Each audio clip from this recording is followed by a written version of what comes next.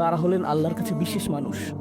কারণ আল্লাহ জানেন এটা কতটা প্রলুব্ধকারী ছিল, আল্লাহ জানেন সেই আসক্তি কতটা শক্তিশালী ছিল, আল্লাহ জানেন পাপের কত গভীরে আপনি ছিলেন, আল্লাহ জানেন আপনার উপর শয়তানের সেই দীর্ঘ নিয়ন্ত্রণের কথা, আর আপনি সেই নিয়ন্ত্রণ ভঙ্গ করতে এবং আল্লাহর কাছে ফিরে আসতে সক্ষম হয়েছেন। আল্লাহর পথে আপনার এই যাত্রা অন্য মানুষের তুলনায় অনেক কঠিন। আপনার সামনের প্রলোভনগুলো অনেক শক্তিশালী, আপনার প্রতি অভিকর্ষের টানটি অনেক বেশি শক্তিশালী, আর এর সাথে লড়াই করে যেহেতু আল্লাহর কাছে এসেছেন, তাই আপনি বিশেষ মর্যাদা সম্পন্ন।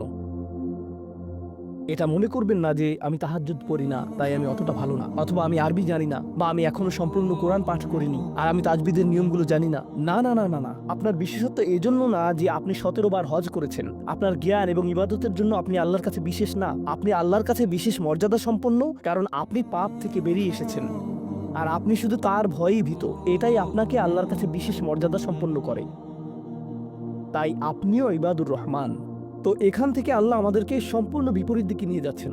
এই প্রত্যেক শ্রেণী সম্পর্কে চিন্তা করুন, কিভাবে এগুলো আপনার সাথে প্রাসঙ্গিক, কিভাবে আপনি আল্লাহর কাছে বিশেষ মর্যাদা সম্পন্ন হতে চান, কিভাবে আপনি আল্লাহর নৈকট্য পেতে চান, কিভাবে আমি আল্লাহর নৈকট্য পেতে চাই। আমাদের কাছে এটা আসলে কতটা মূল্যবান। পাপ হলো এক প্রকারের ভালোবাসা। আমরা এর মোহে পড়ে যাই, আমরা এতে আসক্ত হয়ে যাই। আর এই অনুচ্ছেদটি আসলে ভালোবাসার একটা প্রতিযোগিতা, কারণ আপনি ইন্দ্রিয় সুখ ভালোবাসেন, আপনি এই পাপগুলোকে ভালোবাসেন, আর আপনি তা ছাড়তে চান না।